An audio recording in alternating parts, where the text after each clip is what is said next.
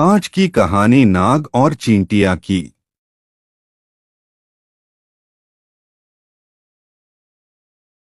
एक जंगल में एक नाग रहता था।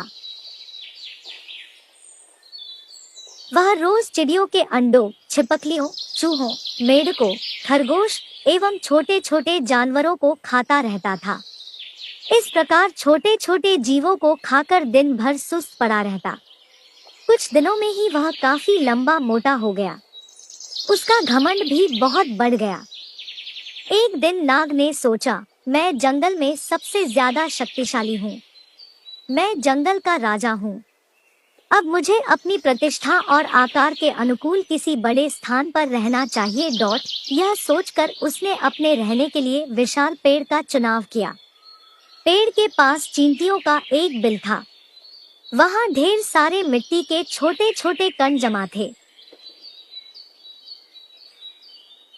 नाग ने कहा, यह बवाल मुझे पसंद नहीं।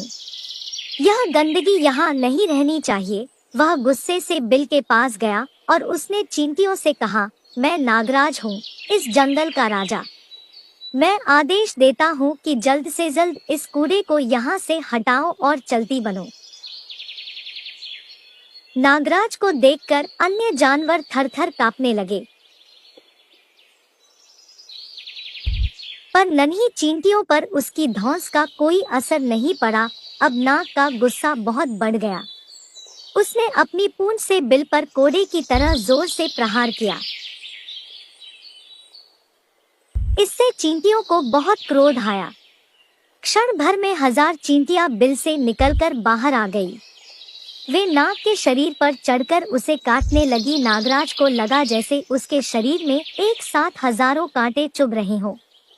वह असह्य वेदना से विह्वल हो उठा। असंख्य चींटियों से वह घिर गया था।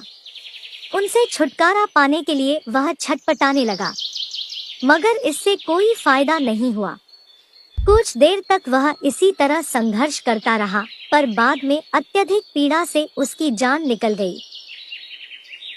शिक्षा किसी को छोटा नहीं समझना चाहिए, व्यर्थ के घमंड से विनाश हो जाता है।